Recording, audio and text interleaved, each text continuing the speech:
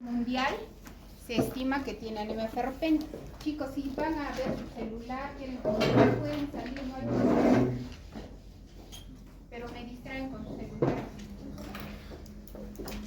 Ya, antes de hablar de anemia ferropénica, quería mencionarles que este año la Organización Mundial de la Salud ha hecho una modificación a este índice de corrección de la hemoglobina por la altura.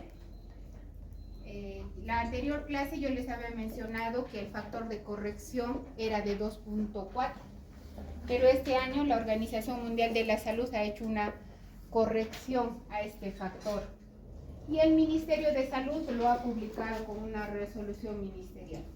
Entonces lo han disminuido a 2.1 gramos por decilitro. ¿Por qué? Porque yo sigo pensando que a pesar de que lo han disminuido, porque este factor de corrección lo hay con esa fórmula que está ahí abajo, yo pienso que hay un sobrediagnóstico de anemia en la altura. De todas maneras, han disminuido, ¿ya? Porque entonces, de acuerdo a ese factor de corrección, la hemoglobina normal para la altura se manejan rangos, ¿verdad? Sería la hemoglobina a nivel dermal, lo normal, más el factor de corrección, ¿sí? Entonces estaría dentro de estos rangos que acá les pongo, de 14 a 17.6 en mujeres, estamos hablando de Cusco, y en varones de 15.6 a 19.6, pero yo considero que todavía hay un sobrediagnóstico, porque aquí tendríamos que considerar con menos de 14 que tienen anemia en las mujeres, y no vemos eso en la práctica clínica. Vemos que las mujeres que tienen 14, 13.5, 13.9 no tienen anemia.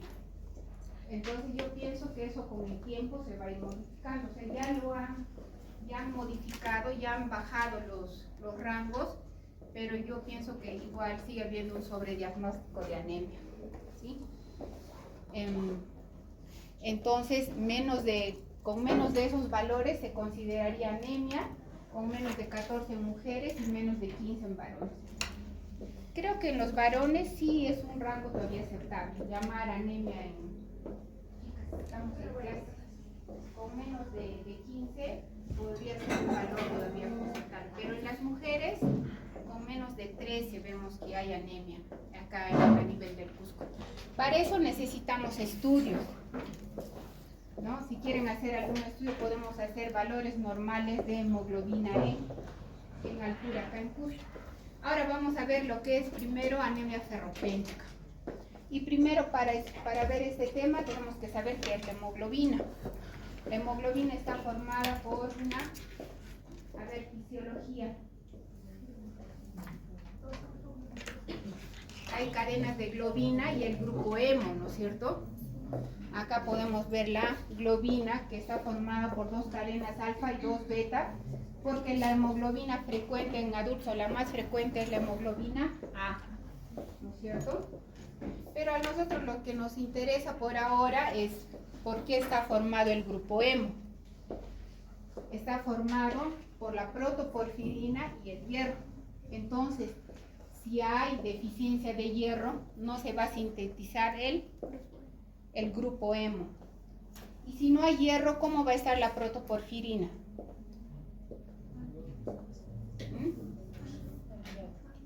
Va a estar incrementada. Ya les voy diciendo porque eso vamos a ver en diagnóstico de anemia ferropénica. Entonces, para que sepan de dónde sale eso. Entonces, si es que hay una deficiencia de hierro, va a estar alterada la síntesis de las plaquetas o la producción de plaquetas de leucocitos. No, ¿no es cierto? Pero en una anemia megaloblástica sí va a haber, porque vamos a ver que en la anemia megaloblástica hay una alteración en la síntesis del ADN. Acá no. Entonces ya ustedes saben esto, que el hierro es fundamental para la síntesis del grupo hemo, que transporta el oxígeno, esas cosas ya ustedes saben, que es esencial para la síntesis del ADN, para la respiración celular, para reacciones metabólicas claves y para el sistema inmunitario. Y en los niños, ¿por qué es importante hablar de anemia ferropénica? interviene? En la producción de mielina, muy bien, y en la producción de neurotransmisores como la serotonina, la dopamina. Entonces, ¿qué va a pasar con los niños que no tienen que tienen anemia ferropénica? Sobre todo en etapas cruciales de la vida donde se está formando el cerebro. Van a haber alteraciones en el desarrollo neurológico, psicomotor, va a afectar la inmunidad y lamentablemente esas alteraciones muchas veces son irreversibles. ¿Por qué vamos a tocar este tema primero? Porque primero es la anemia más frecuente y porque es un problema de salud pública para el Perú. Porque los valores, los índices de anemia ferropénica lamentablemente en los últimos años han incrementado, sobre todo en niños, y ya estamos viendo cuáles son las secuelas. Y a propósito de eso, habíamos quedado que íbamos a hacer una actividad, vamos a ir a una comunidad para hablar sobre prevención de anemia ferropénica. Ustedes me dicen cuándo vamos a ir, a dónde vamos a ir, qué vamos a hacer. Yo les había dado ideas de que podemos hacer. De repente podrían hacer como una actuación de lo que es la anemia ferropénica, cuáles son las secuelas, pueden presentar críticos, pero la idea es que esta charla sea dirigida a los padre y madre de los niños que estén en etapa preescolar y que nos entiendan por qué es importante prevenir la anemia ferropénica y finalmente, si es que tienen anemia ferropénica, tratarla, ¿sí? Entonces eso ustedes organizan. Ahora, ya eso también ustedes ya saben, ya han hecho en fisiología que hay dos tipos de hierro, el hierro E y no E, ¿no es cierto? El hierro E es el que se absorbe más fácilmente por difusión pasiva y sobre todo está en los alimentos de origen animal, ¿no es cierto? Y el hierro no E, que es la forma inorgánica que está sobre todo en los vegetales y tiene un mecanismo complejo de transporte o de absorción. Esos son los requerimientos de hierro, en los varones 1 miligramo por día y en una dieta promedio se aporta 10 miligramos por día y se va a absorber 1 miligramo. Entonces los varones no tienen problemas para hacer anemia ferropénica, salvo que tengan sangrado o tengan algún tipo de cirugía gastrointestinal o alguna patología. En cambio en las mujeres, sobre todo en edad fértil, los requerimientos aumentan por la menstruación de 1,5 a 2 miligramos por día, ¿no? ¿Por qué? Por problemas de menstruación. Por eso es que esta anemia es frecuente en mujeres en edad fértil. No solamente es frecuente en los niños, en mujeres en edad fértil y en las gestantes. Los recién nacidos a término hasta los 6 meses, digamos que con la lactancia materna se puede suplir los requerimientos. Pero ya estos requerimientos de hierro van a aumentar en niños, en adolescentes y en embarazadas porque están en crecimiento y las embarazadas porque se necesita más hierro para la formación del feto, ¿no es cierto? Ahora acá es cómo está distribuido el hierro en el organismo. La mayor parte del hierro está formando la hemoglobina, casi el 70%. Los depósitos de hierro representan el 25 a 30% del hierro y los depósitos de hierro están en forma de ferritina. ¿Y dónde está la ferritina? Es un examen que pedimos para diagnosticar anemia ferropénica. Es un depósito. Está en el hígado, depósito en la médula ósea, hay depósitos de hierro. Entonces, ¿cómo estará en la anemia ferropénica la ferritina? Disminuida. ¿Qué es la hemosiderina? Es una proteína similar. ¿Pero dónde está?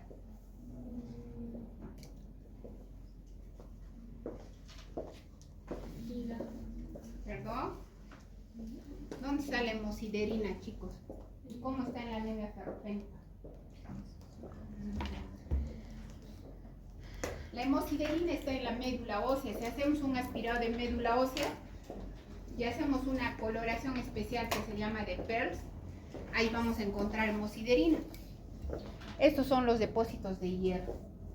Y pues cuando hay anemia ferropénica obviamente van a disminuir o van a estar ausentes. ¿Ya? Ahora ya las otras, digamos, la los otros porcentajes en el organismo de hierro están en la mioglobina, en las enzimas y la transferrina, que es en el transportador de hierro. ¿Y de qué manera perdemos a diario hierro nosotros? Se pierde por la descamación gastrointestinal, por la piel, por el sudor, ¿no? También se pierde a través de la menstruación o en el embarazo. ¿Dónde se absorbe el hierro, chicos? ¿En qué parte del intestino?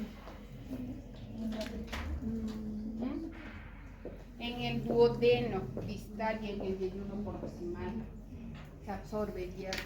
¿Ya? Entonces acá vamos a ver cómo se absorbe el hierro. Y hay algo para apuntar, ¿no? Entonces acá vamos a ver cómo se absorbe el hierro. A ver si ubican acá, este es un enterocito. Y acá es la parte que da la parte al intestino. Y esta es la parte que da, digamos, a la circulación, ¿no? Entonces, ¿cómo se absorbe el hierro? Ya habíamos dicho que es por endocitosis, es un mecanismo sencillo, ¿no? Que es el hierro que está en forma ferrosa, que está reducido. Pero el problema es el otro tipo de hierro, que es el hierro Noem, que está, que necesita de su forma férrica, necesita pasar a su forma ferrosa, y eso lo hace a través de una enzima que se llama citocromo B. Para eso necesita, por ejemplo, vitamina C. Después de haber sido reducida a su forma ferrosa, va a ser internalizado al enterocito a través de este dimetiltransportador de hierro o transportador de metales, ¿no? E ingresa al enterocito. Este transportador también transporta otros elementos como el zinc, el calcio. Por eso que el hierro compite con otros minerales en su absorción. Entonces no se da el hierro con lácteos, porque compiten con el mismo transportador. Entonces, una vez que ha ingresado al enterocito, en cualquiera de las formas que sea, ¿qué va a pasar? Una parte se va a ir o se va a convertir en ferritina, que es el depósito de hierro, y acá es importante que sepan, va a ser sacado, exteriorizado hacia la luz capilar a través de una proteína que se llama ferroportina.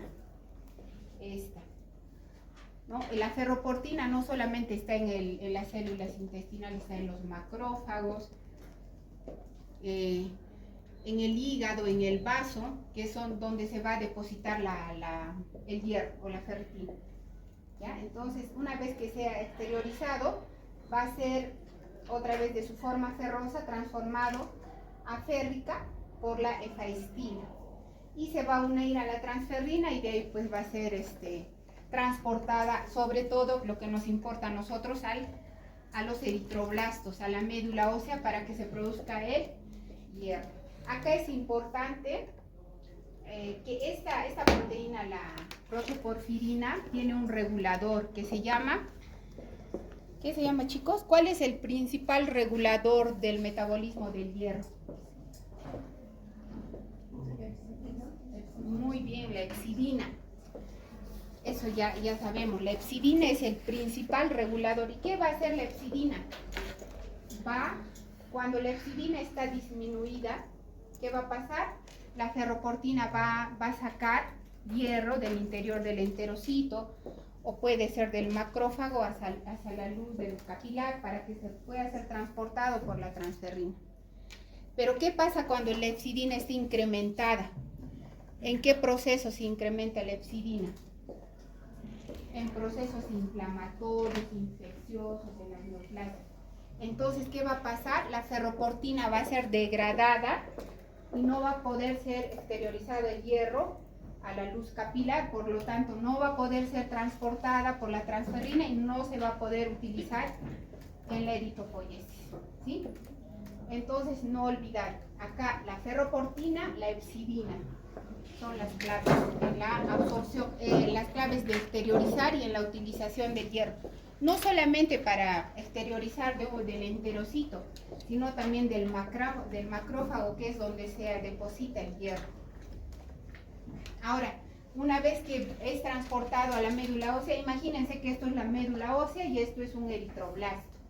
¿Qué es un eritroblasto? Es un precursor de un glóbulo rojo, ¿no es cierto? Está en la médula ósea. Entonces, ¿qué va a pasar? Ahí vamos a encontrar receptores de transferrina, ¿no? En el eritroblasto hay receptores.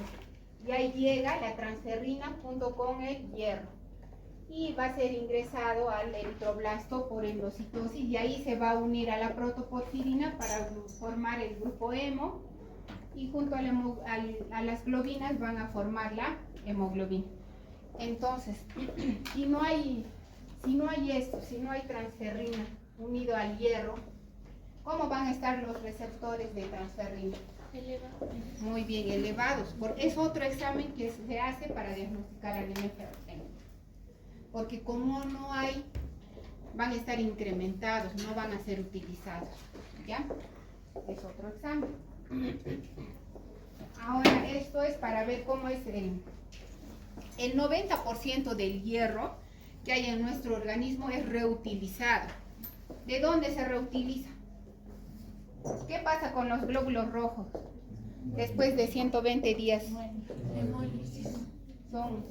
son lisados, ¿no? Son destruidos en el sistema retículo endotelial y esos mismos, acá como dice, que son los depositados en los macrófagos del hígado, del vaso, después van a ser utilizados para la formación de nuevos glóbulos rojos, de nueva formación o síntesis de hemoglobina y por lo tanto de nuevos glóbulos rojos, ¿sí? Acá dice, por ejemplo, este es el hígado, ¿no? Se va a volver a reutilizar nomás el hierro que digamos se obtiene de la destrucción de los glóbulos rojos. Entonces, como que hay un equilibrio, pero hay un 10% que necesitamos aportar, ¿sí? Solamente se reutiliza el hierro de la lisis de los glóbulos rojos. Ahora, otra vez hablemos de la epsirina, que es el principal regulador del metabolismo del hierro. ¿Qué hace entonces? ¿Qué pasa cuando hay, por ejemplo, un incremento de los depósitos de hierro? Si hay un incremento en los depósitos y a nivel sérico, por ejemplo, eso pasa en la inflamación y en la infección. ¿Qué va a pasar? Hay un aumento de la síntesis de la epsirina y disminuye la absorción del hierro a nivel intestinal y disminuye el hierro sérico. Eso es lo que pasa. Pero ¿qué pasa cuando hay hipoxia? Cuando hay anemia. Hay un incremento de la síntesis de la eritropoyetina, de la eritropoyesis por ende, y hay una disminución de la epsirina. Por lo tanto, aumenta la absorción y la utilización del hierro. Eso hace la epsirina, ¿sí? Ahora, bueno, ese es el principal regulador del metabolismo del hierro, la epsirina. Pero también hay una hormona que se llama la eritroferrona, que es producida por los eritroblastos cuando hay estrés medular, ¿no? Por ejemplo, ¿cuándo va a haber estrés medular? Cuando hay hemorragias, cuando hay hemólisis, cuando hay hipoxia. ¿Y qué va a hacer esta hormona? Va a inhibir la síntesis de la epsirina, ¿no? Entonces es otro factor. Por eso es que cuando hay una hemorragia, ¿qué comienza a pasar? Aumenta la eritropoyesis. Pero para que aumente la eritropoyesis, ¿qué tiene que haber? Una inhibición de la síntesis de la epsirina. La epsirina se sintetiza en el hígado, ¿sí? Ahora, estos son alimentos o sustancias que inhiben y favorecen la absorción del hierro. Favorecen el ácido clorhídrico. Entonces, cuando hay una gastritis atrófica, ¿qué pasará? No se absorbe bien, ¿no? También favorecen la absorción de las sales biliares, los ácidos orgánicos, el ácido ascórbico, los cítricos, los azúcares, el sorbitol, la fructosa. Pero hay un estudio, porque se solía dar, ustedes habrán visto que se da sulfato ferroso asociado a vitamina C, ¿no? Pero hay un estudio que se ha hecho en el que se ha visto que no hay diferencias en la absorción del hierro si es que se da con cítricos o si no los da. Ahora, ¿qué factores inhiben? Los alcalinos, los fosfatos, los fitatos, por ejemplo, que están en los cereales, los polifenoles que están en el té, en el café. por ejemplo, los fitatos. Entonces a las mamás habrá que decirles que no les den ni a los niños hierro, suplementos de hierro, cuando estén tomando avena, ¿no? Que es frecuente que a los niños les den avena en el desayuno, porque no se va a absorber el hierro. ¿Sí? Ahora sí vamos a hablar de anemia ferropénica. Ahora, de acuerdo a la clasificación morfológica, ¿qué tipo de anemia es la anemia ferropénica? Microcítica y borocrónica. Ya, de acuerdo a la clasificación etiopatogénica, a regenerativa, ¿no? Entonces, ¿cómo están los reticulocitos? Elevado. No, Disminuido. disminuidos. Si es a regenerativa, los reticulocitos están disminuidos. Entonces, esta es la anemia más frecuente a nivel mundial. El 30% de la población mundial tiene anemia ferropénica. Sobre todo los niños en etapa preescolar, las mujeres en edad fértil, porque hay un porcentaje que tienen hemorragia uterina normal. Las gestantes también tienen anemia ferropénica. Y se dice que de todas las anemias que hay, talasemias, anemias hemolíticas, todas las anemias que puedan haber, el 50% de todas las anemias son anemias ferropénicas. Ya, entonces, ya hemos dicho que es la anemia más frecuente. Ahora, estas son estadísticas del ENDES de este año, donde los niños entre los 6 meses a 35, de 6 a 35 meses de edad en el Perú, hay un incremento en la incidencia, como ven, desde 43.1 y hace 2 años era 42.4, se está aumentando. ¿Y por qué es importante esa edad? Ya dijimos, por el desarrollo cerebral, porque allí es donde se está formando el cerebro y es donde más anemia hay, ¿no? No solo eso, también el hierro tiene un papel importante en la inmunidad. Son niños entonces que tienen anemia ferropénica, son niños que se enferman constantemente, es un círculo vicioso. Eras, iras, anemia y problemas en el desarrollo neurológico, en el desarrollo motor. Son niños irritables con bajo rendimiento académico y todo lo que ya ustedes conocen, ¿no? Entonces, ahora la definición de la Organización Mundial, estos son valores para el nivel del mar, ¿no? Aquí la Organización Mundial tiene valores para, por ejemplo, acá están valores para mujeres, ¿no? Mujeres no gestantes con menos de 2 diferentes edades. No tenemos, estos valores son a nivel del mar, pero esos son valores que la Organización Mundial determina para llamar anemia, ¿no? Pero en concreto, varones a nivel del mar con menos de 13 de hemoglobina, mujeres con menos de 12 y gestantes con menos de 11 de hemoglobina. ¿Sí? Entonces, ¿cuáles son las causas de anemia ferropénica? Disminución de la ingesta de hierro. Aquí, ¿qué sería? Disminución de la ingesta. Mala alimentación, Sí. desnutrición. Los vegetarianos, ¿no? Por ahí los vegetarianos no ingieren alimentos de origen animal. La anorexia, una dieta inadecuada, ¿no? Que haya. Disminución de la absorción del hierro. Entonces, ¿qué problemas? En los pacientes que, por ejemplo, tienen cáncer gástrico y les han hecho gastrectomías radicales, ¿no? Gastrectomizados. Ahora que es usual ver pacientes con cirugías bariátricas, hemos visto que están haciendo anemia ferropénica. Tenemos que darle suplementos de hierro por día. Sí, pues, porque no se va a absorber, ¿no? No tienen estómago, no tienen duodeno. Síndromes de mala absorción. En la enfermedad celíaca. Ahí dicen que incluso diagnostican enfermedad celíaca en pacientes que tienen anemia ferropénica y en los cuales, digamos, no se ha tomado atención a sus deposiciones o cómo la hacen, simplemente porque se estudia. Porque cuando hay una anemia ferropénica siempre buscamos la causa. Entonces lo referimos a gastroenterología, si es una mujer también, a ginecología.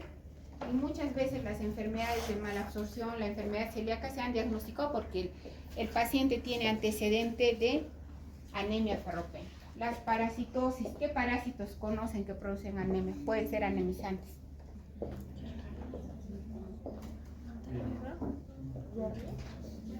Las uncinarias, el anquilostoma, eso hay más en la selva. Aumento de las necesidades de hierro. ¿En quiénes? En los niños que están en crecimiento, en el embarazo, en la lactancia, en la adolescencia, por aumento de necesidades de hierro. Aumento de las pérdidas de hierro, que podríamos decir que esas son las causas más frecuentes, ¿no? Sobre todo en adultos. Pérdidas crónicas de pequeñas cantidades de sangre, puede ser del tracto gastrointestinal, ¿no? Y también el sangrado en mujeres en edad fértil. La hemorragia uterina normal de lejos es la causa más frecuente de anemia ferropénica en mujeres en edad fértil, ¿no? Y pues bueno, el sangrado digestivo, ¿no? Pero tiene que ser un sangrado crónico, porque si es una hemorragia aguda, pues no la vamos a ver, digamos, en ese momento como anemia ferropénica. No vamos a en ese momento tener los datos de una anemia ferropénica. Y también, ¿saben que los obesos también tienen anemia ferropénica? ¿Por qué sería? La dieta.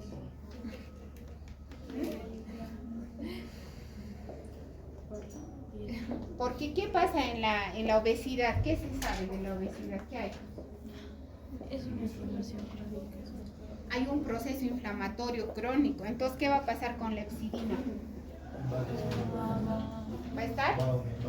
Claro, va a aumentar. Entonces, ¿qué va a pasar con el hierro? No se va a absorber, no se va a utilizar. Los obesos también tienen por su misma condición anemia ferropénica. Entonces, ¿qué síntomas van a haber de anemia? Eso ya habíamos visto en la clase. Hay mareos, acúfenos, cefalea, vértigo, cambios de humor, irritabilidad en los pacientes, en los niños sobre todo, son irritables los niños que tienen anemia ferropénica. También pueden haber palpitaciones, soplos funcionales, disnea, angina, que puede haber también astenia, obviamente hay palidez, hay fatiga muscular. Los pacientes también que tienen anemia dicen, tengo calambres, en las noches me dan calambres, ¿no? Y ya estos ya son síntomas ya propios de la anemia ferropénica, ¿no? Que va a haber en la piel y faneras, hay caída del cabello, alopecia. Las uñas son frágiles, se cogen las uñas y se rompen, ¿no? Ahí pueden ver, preguntan al paciente, ¿se le rompen las uñas? Y ellos van a decir que sí. La coiloniquia, ¿qué es la coiloniquia? Uñas de cuchara. Cuchara, ¿no es cierto? Y eso se ve sobre todo en anemia pues crónica. En la boca hay ragades, tienen por acá heridas los niños. Hay glositis. La glositis es la atrofia de las papilas gustativas. ¿Y qué va a pasar? Incluso llegan a tener, pierden el sabor no pueden detectar el sabor de las comidas, igual que en el COVID. Los pacientes que tienen anemia crónica, anemia severa, dicen, no siento el sabor, no sé si está salado o dulce. ¿Por qué? Porque hay atrofia de las papilas. Doctora, una consulta, ¿y la glositis es característico de la anemia ferropénica? Porque yo Es de las anemias carenciales. Pero la glositis atrófica sí, pálida de la anemia ferropénica, pero hay una glositis afranguesada en las anemias megaloblásticas. Las pueden distinguir al examen porque en la anemia ferropénica está así de papilada, pálida. Se aparece esto, la lengua, así. Pero en la anemia megaloblástica está así, pero está de color rojo. Por eso se llama glositis afranguesada. ¿Qué va a haber? También hay disfagia y el síndrome de Plummer-Vinson, se forman unas pseudomembranas a nivel del esófago, ¿no? Y por eso tienen disfagia. En el estómago también hay gastritis atrófica y también hay trastornos neurológicos que no sabemos bien explicar. Debe ser un poco por la síntesis de neurotransmisores que hay pica. ¿Qué es la pica? Es De comer hielo. De comer hielo, de comer tierra, de comer papel, yeso. Comen, ustedes van a ver, hay veces si van así a un lugar alejado a la sierra, hay veces hay niños que están comiendo de la pared, están haciendo así con su dedo y están comiendo yeso. Sí, están raspando ellos, qué raro, está comiendo yeso. Trastornos de la conducta, ¿no? Trastornos físicos, hay tendencia al retraso del crecimiento, y ya saben, todo un círculo vicioso. Anemia ferropénica, desnutrición, infecciones frecuentes, retardo del crecimiento, alteraciones del desarrollo neurológico, del desarrollo motor y todas las secuelas. Por eso es importante que trabajemos en prevención de anemia ferropénica. Aquí está la coiloniquia y aquí está la queilitis angular. Ahí está, esta es la glositis atrófica. Y estas son las membranas que se forman a nivel del esófago. El síndrome de Plummer-Vinson es la asociación de estas membranas a anemia ferropénica, y ahí va a haber disfagia. Entonces, hay veces los pacientes vienen por disfagia y uno piensa que tienen un cáncer, ¿no? Si alguien dice tengo disfagia, no puedo ingerir líquidos, después no pueden sólidos, yo lo primero que pienso es que tiene un cáncer, ¿no? Le hacen una endoscopía y eran estas membranas, y era una simple anemia ferropénica. Ahora, ¿cómo se hace el diagnóstico de anemia ferropénica? Primero hay que hacer la anamnesis. ¿Qué tienen que preguntar entonces primero? Primero hay que ver de qué sexo es, varón, mujer, la edad. No es igual que tenga un niño de 1 año anemia ferropénica que tenga uno de 70. Si tiene un niño de 1 año, ¿qué van a pensar? Claro, no, los aportes son insuficientes, ¿no?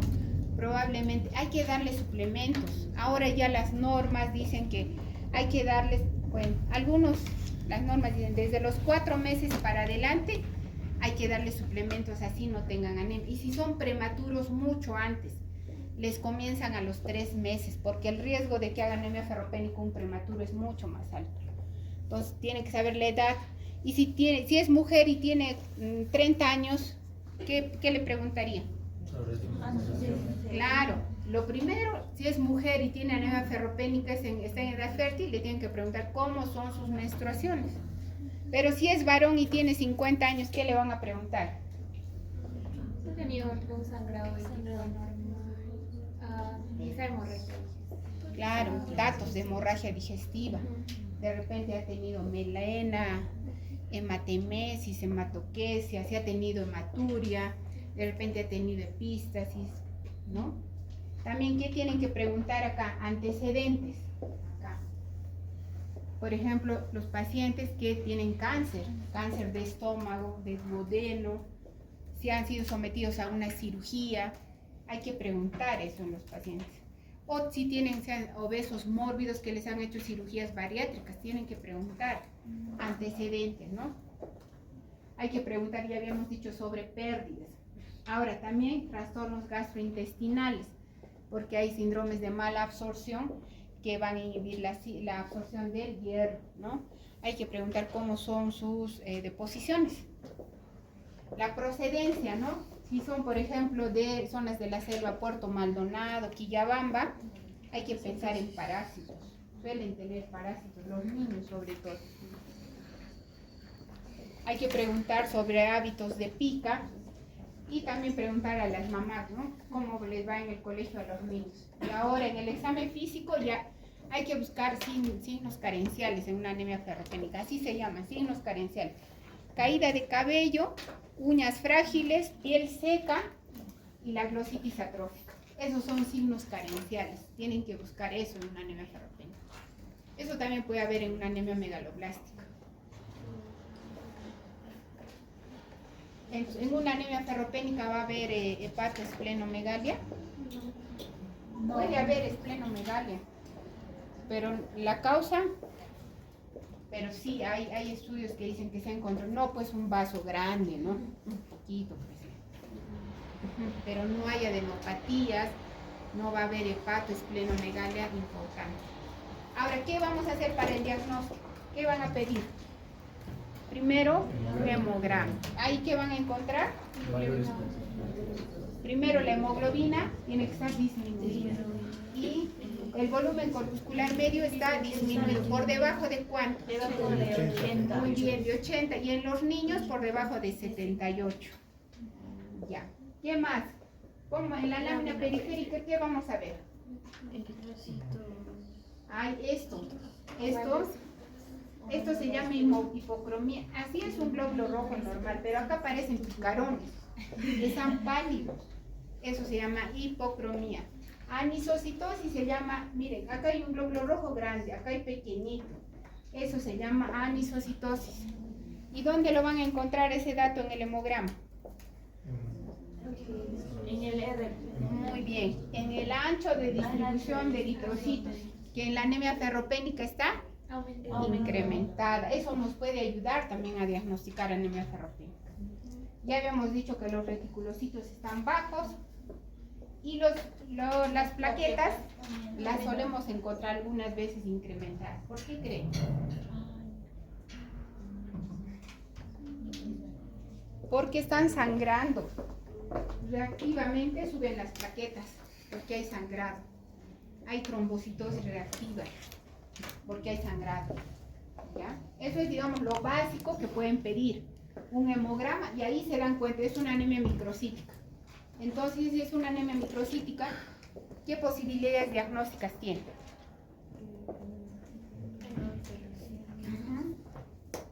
¿Qué más?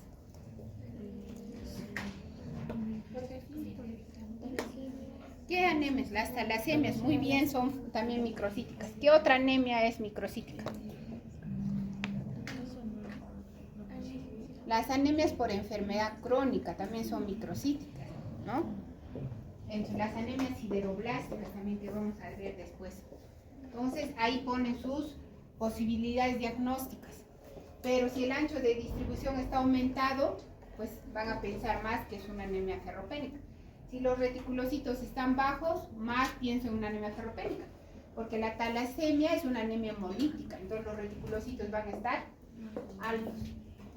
Ahora, ya he visto que es una anemia microcítica. ¿Qué le voy a pedir? Un perfil de hierro. Entonces, ¿qué hay en el perfil de hierro? Primero, la sideremia, que es la cantidad de hierro que está unida a la transferrina. ¿Qué es la transferrina? Es el transportador de hierro. ¿Y cómo va a estar en la anemia ferropénica? Disminuida. Pero no es un buen dato porque la sideremia suele bajar en la mañana o en la noche, tiene variaciones. Variaciones que han tomado hierro antes. No es un dato que nos va, o sea, no le pidan solo si de hierro. La sideremia es el hierro sérico. Entonces, si van a estudiar, no les va a ayudar el hierro sérico. Ahora, la ferritina sérica, ¿qué era la ferritina? Es el hierro, el depósito de hierro es la ferritina.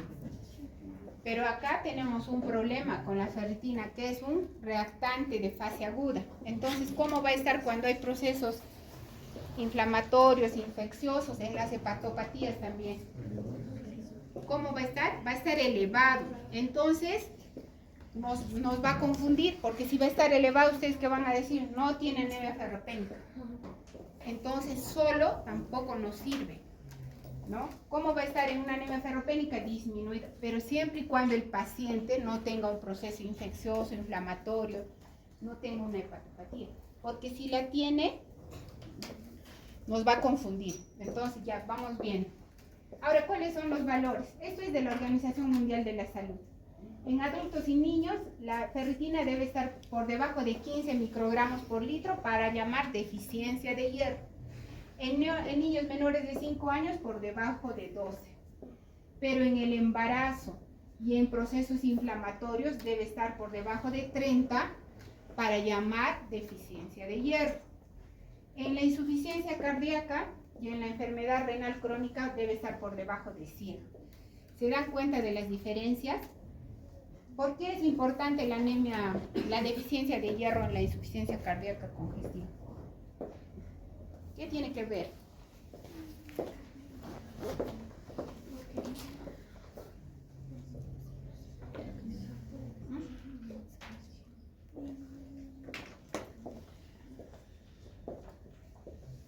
¿Han escuchado hablar de insuficiencia cardíaca y deficiencia de hierro? Tienen las clases funcionales, ustedes están haciendo cardiología, son peores, la mortalidad es mayor, tienen una peor calidad de vida los pacientes que tienen insuficiencia cardíaca y deficiencia de hierro. Por eso a ellos les ponemos hierro. Y ustedes me van a decir a la siguiente clase, entonces, ¿por qué? ¿Qué tiene que ver con el corazón, el hierro? ¿A qué se les ocurre? ¿Por qué es importante? Bajada de oxígeno. Podría ser, sí.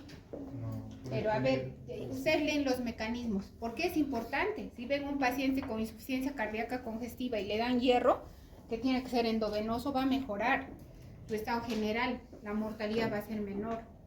Y eso ustedes van a leer. Y en la enfermedad renal crónica, estos son los valores para diagnosticar deficiencia de hierro, ¿ya? Y obviamente para dar tratamiento, ¿sí?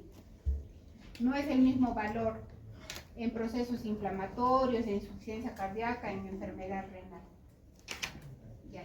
Estamos ya en eso. Ahora, otro examen es la capacidad de fijación del hierro a la transferina, o también le llamamos capacidad total de fijación del hierro. Y esto en la anemia ferropénica va a estar incrementado. ¿Y qué traduce este examen? La concentración de hierro que transporta la transferrina, que está presente en un volumen determinado de suero. Y eso nos va a ayudar cuando hay anemia ferropénica para diagnosticar, porque va a estar incrementado. En cambio, cuando hay procesos inflamatorios, va a estar normal o disminuido. El otro examen es el índice de saturación de la transferrina. Y en los valores normales es la cantidad de hierro que está unido a la transferrina en porcentaje. Este examen sí nos va a ayudar. Los valores normales son de 20 a 45. Para llamar deficiencia de hierro tiene que estar por debajo de 15 en adultos, por debajo de 10% en niños y por debajo de 20% si hay un proceso inflamatorio. Recuerden que los pacientes, por ejemplo, hay una paciente que tiene 30 años y tiene artritis reumatoidea y tiene hemorragia uterina normal. En ella tenemos que pensar que tiene anemia por la artritis, que sería una anemia inflamatoria, y tiene anemia ferropénica. En ese caso nos va a ayudar este dato, en menos de 20%. Eso se llama índice de saturación de transferrina. Hasta acá son los exámenes que ustedes pueden pedir en un laboratorio usual. El hierro sérico, ¿qué más? La ferritina, la capacidad total de fijación del hierro y el índice de saturación de transferrina, que está indicado en porcentajes. Ahora, estos son exámenes que no hacen todos los laboratorios, los que vamos a ver para acá, pero es que bueno que lo conozcan. Son los receptores solubles de transferrina. Y ya dijimos que estaba... ¿Dónde están esos receptores, chicos? Están en todas las células, pero sobre todo están en los eritroblastos. Como no hay hierro, va a estar incrementado, ¿no?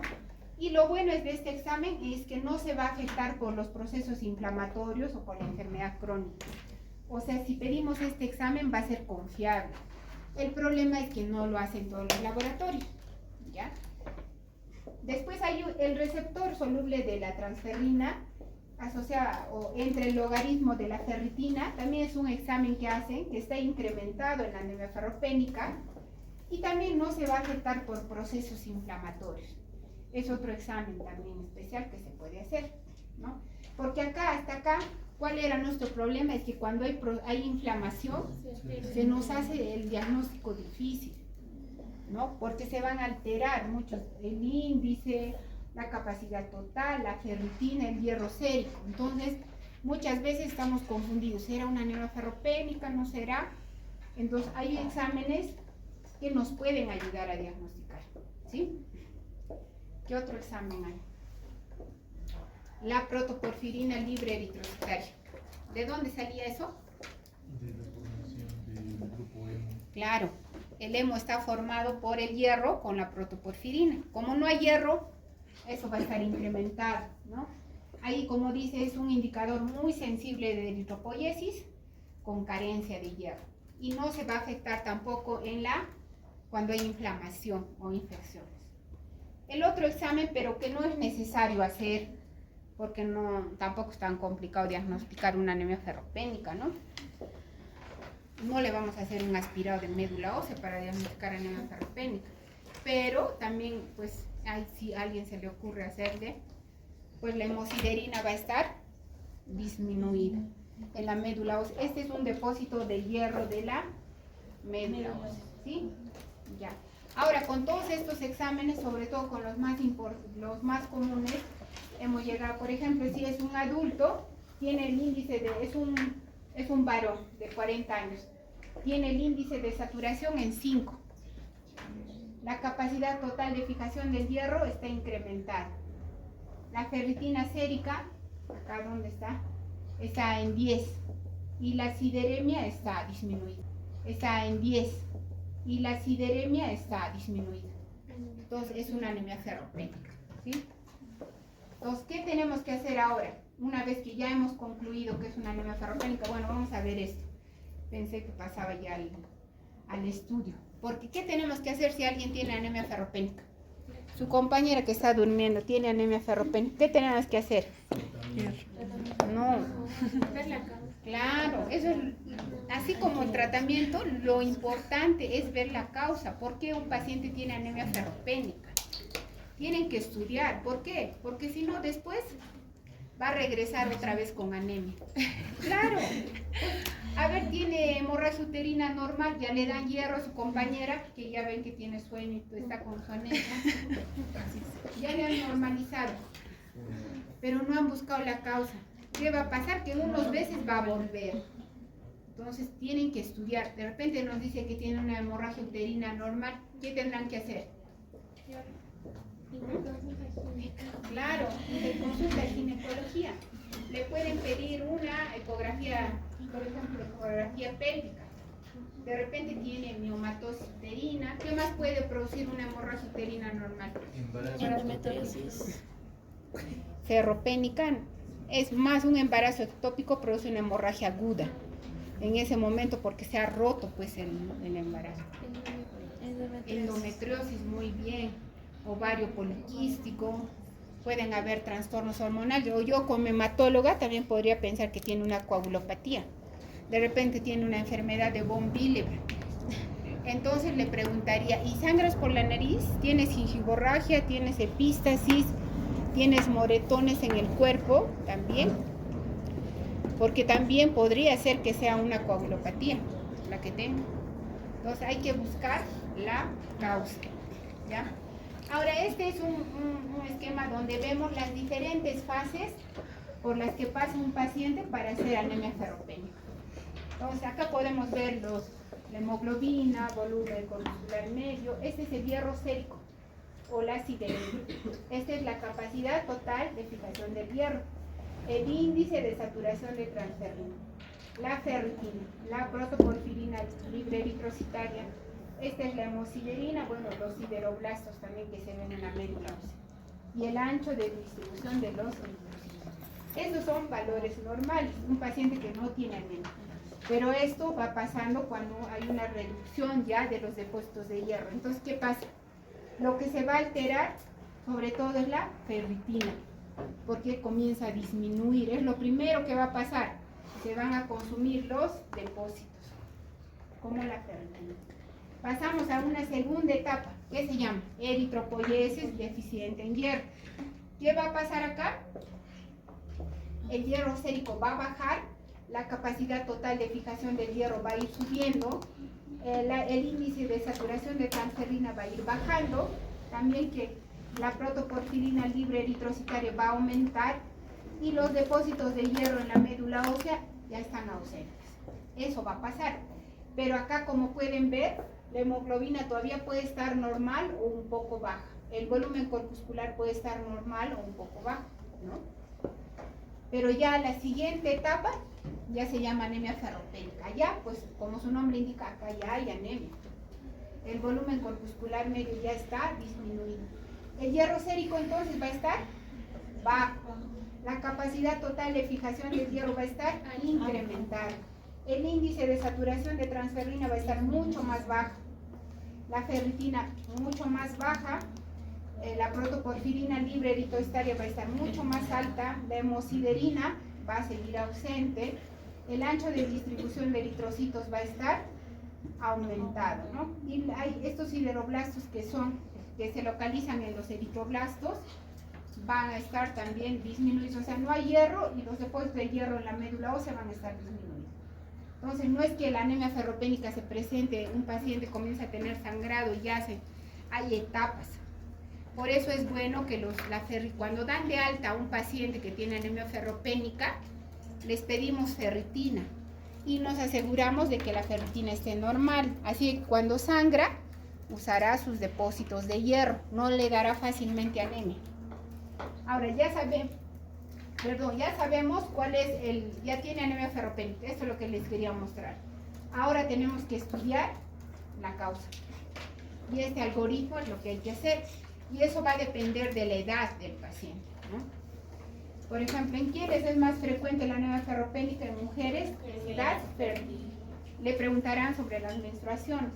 De repente les dicen que sí tiene sangrado, sin claro origen menstrual y pérdida de peso, sí. Entonces, ¿qué van a pensar? Dice, por ejemplo, no, mis menstruaciones son normales, más no menstruo. Las personas, o en general, cuando uno tiene anemia ferropénica, anemia severa, las mujeres dejan de menstruar, porque si se prioriza órganos vitales como el cerebro, el corazón, y dejan de menstruar. Entonces, si les dicen no, las menstruaciones son normales, ¿qué van a pensar? En que podría haber sangrado gastrointestinal.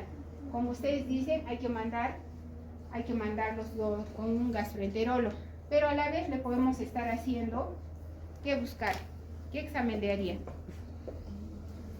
En las heces.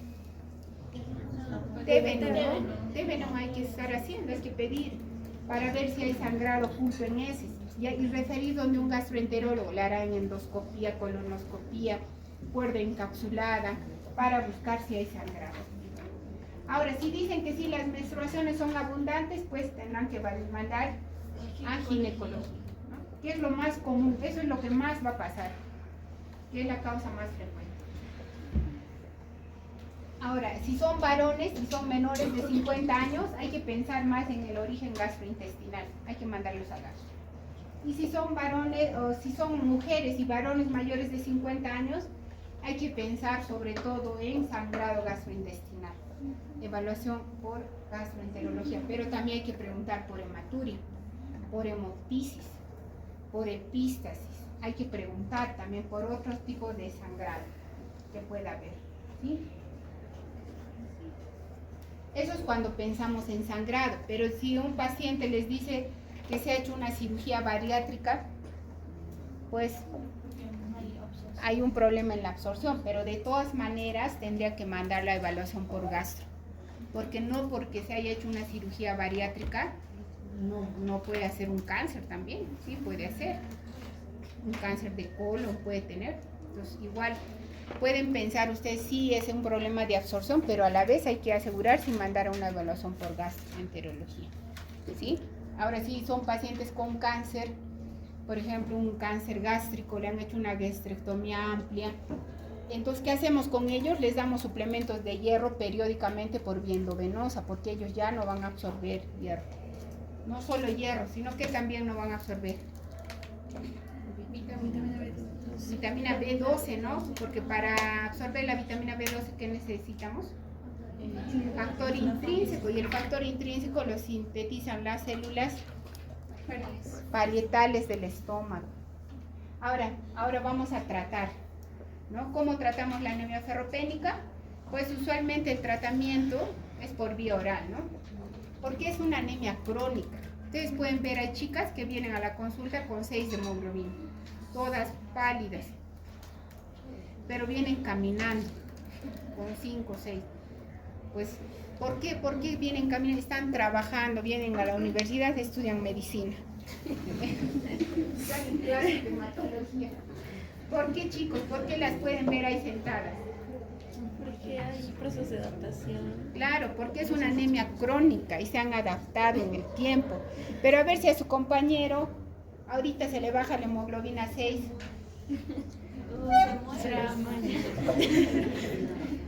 Sí, o sea, porque es una anemia aguda. Ahorita a ver que comience a sangrar y 6 de hemoglobina. La vamos a tener que transfundir, llevar al hospital, va a ser un shock hipovolémico, ¿no? Pero en cambio, como la anemia ferropénica es crónica, por eso es que pueden tolerarla. Uno dice, ¿cómo puede estar caminando con 6 de hemoglobina? Sus eritrocitos cada cuántos kilómetros encontrarán. Pero sí, crónica, ¿no? Entonces, eso también, los síntomas dependen si una anemia es aguda o es crónica, ¿ya? Entonces, hay que iniciar tratamiento. Ya hemos diagnosticado a la vez que estamos estudiando la causa, vamos tratando la anemia. Entonces, ¿qué es lo que más usualmente tenemos acá? Son sulfato ferroso, ¿no? Es lo que más tenemos, ¿no? Entonces, eso es lo que damos, sulfato ferroso. Ahora, la dosis. Usualmente los estudios dicen con que les demos 60 miligramos por día, se puede tratar la anemia. Pero el tratamiento va a durar, como acá dice, meses, 4 a 6 meses. Probablemente en un mes la hemoglobina, si le damos hierro por vía oral, va a subir 2 gramos. Pero hasta que se normalice, hasta que los depósitos de hierro ya estén normales, el tratamiento dura entre 4 a 6 meses. Ahora, el sulfato ferroso, el problema es que tiene efectos adversos. ¿Qué efectos tiene? ¿Sabes? Produce estreñimiento, produce sabor metálico, ¿no? Les produce, sí, mancha y también los dientes, ¿no? Y produce disconfort gástrico y hay veces no quieren tomar sulfato. Entonces, hay otros compuestos de hierro unidos a proteínas que son mejores tolerados. Por ejemplo, ahora tenemos el maltofer, que es hierro polimaltosado, el ferranín, que la dosis de 100 miligramos son las tabletas, una tableta diario. Ahora, antes de que me olvide, ahora hay estudios que dicen que se han hecho estudios en mujeres en las que se les ha dado hierro interdiario. ¿Por qué? Porque se ha visto que cuando uno les da hierro, por ejemplo, hoy día tomo hierro, lo que se ha visto en ese estudio es que la epsidina hace un pico al día siguiente, sube. Entonces, si le sigo dando hierro, no se va a absorber. Entonces, hay algunos estudios en los que se está recomendando ahora dar hierro 3 veces por semana, incluso 2 veces por semana. Entonces, por eso de la epsidina. Pero algunos han salido a refutar ese estudio y dicen que ellos han hecho eso, pero en pacientes que estaban en profilaxis de anemia ferropénica, no en tratamiento. Pero hay una tendencia ahora sí a dar el hierro interdiario por ese pico que hace la epsidina, porque se ha visto que dándoles diario se absorbe igual que dándoles interdiario. Y el darles interdiario, digamos, ¿en qué les va a ayudar? En que pues van a tener menos molestias gástricas, gastrointestinales, lo van a tolerar mejor el hierro. Porque así sean moléculas mejoradas, siempre se quejan. Estar tomando meses hierro les produce estreñimiento y eso les molesta, ¿sí? Ahora, también tenemos hierro por vía endovenosa, ya por vía intramuscular no usamos. ¿Por qué? Porque se extravasaba el hierro y les producía un tatuaje el hierro y no salía.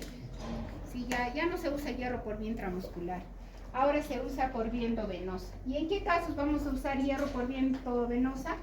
Cuando hay intolerancia digestiva, pacientes que no toleran, les producen náuseas, te dicen no voy a tomar, no puedo, me produce muchas molestias.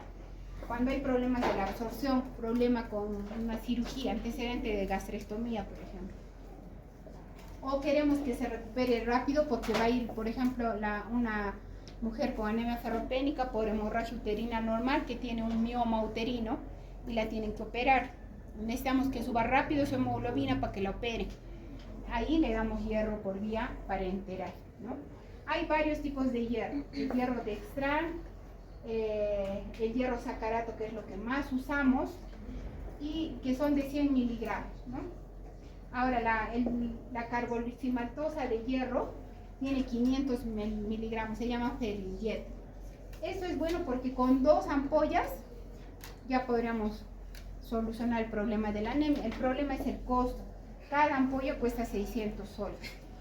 Entonces, muy pocos pacientes se van a poner 2 ampollas, serían 1.200 soles. El problema es el costo, pero digamos, también este hierro que ponemos nosotros, el hierro sacarato, el hierro dextran, hay que ponerles allá en esta fórmula, como esta fórmula. Usualmente son 12 ampollas, 16, 18, 24, dependiendo cuánto tengan hemoglobina. Y es fastidioso, ¿no? Y estar yendo, porque se da interdiario, estar yendo 3 veces por semana para que te estén punzando y poniendo hierro, pues es fastidioso. Por eso digamos que podría usarse esta, pero el problema es el costo. Esta es la fórmula que se usa para calcular la deficiencia de hierro. ¿Cuánto de hierro le tengo que dar a un paciente? Entonces, como ejercicio les voy a dar un caso y ustedes dicen cuánto de hierro hay que dar. Ya ver, es una mujer que tiene 20 años y que tiene antecedente de hemorragia uterina normal. ¿Ya? Les voy a dar los datos. Pesa 50 kilos y su hemoglobina está en 7 y vive en Cusco. ¿Cuál sería su hemoglobina ideal? Bueno, hasta 13 nomás, vale, 14 ya. ¿Cuánto sale? Y le van a poner que queremos que tenga, estos valores son los depósitos de hierro. Entonces, si ustedes quieren que esté completo, repletado es 1000, pero también puede ser que hasta 500 nomás de depósitos de hierro lo subamos. Entonces, a ver, de depósito de hierro, pónganle 500. ¿Cuánto sale? ¿Qué tienen que multiplicar? 60 pesa. 60 por 13 menos 6 sale 7 por 2.4 más 500. ¿Cuánto sale? 1508. ¿Sí a todos les sale así? Sí. Sí, 1508. Ya 1500 redondeamos. Cada ampolla es de 100 miligramos. ¿Cuánto le van a poner? 15 ampollas. Es un montón. 15 ampollas. Entonces, se pone de 2 en 2. Entonces, se prepara el hierro sacarato. 2 ampollas en 250 de cloro. Así le tienen que indicar. Les estoy diciendo porque ustedes van a tratar anemias ferropénicas. Ya cuando no hay respuesta, mandan a hematología. No me tienen que mandar todas las anemias ferropénicas. Ya, entonces 2 ampollas en cloruro y pasan endovenoso en 1 hora y le tienen que dar interdiario o puede ser 2 veces por semana. Entonces puede ser, por ejemplo, ya 2 veces por semana sería por 4 semanas serían 8. Sí, no, en 8 es las 15 ampollas. Entonces un mes va a recibir hierro 2 veces por semana por un mes. Ahora, Sí. ¿qué si la paciente está menstruando? ¿Se modifica la fórmula y se cambia a 500 No, o ya no, este es el depósito de hierro, la ferritina. No, así está menstruando, no hay variación. Igual, después de un mes la citan y qué examen le van a pedir para ver cómo le ha ido. Un hemograma. Y la ferritina le piden para ver si ya está normal. Si ya está normal y su hemoglobina está normal, su volumen corpuscular está normal, la ferritina normal, entonces ahí acaba su tratamiento. Pero usualmente no pasa eso. Pasa que todavía falta que se recupere su volumen corpuscular, todavía su ferritina está baja.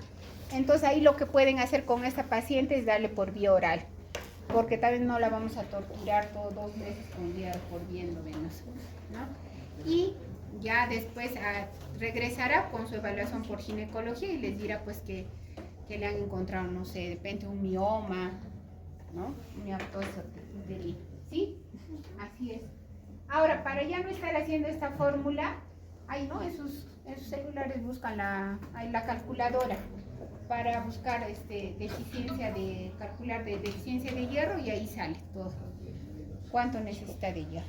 ¿Alguna pregunta, chicos?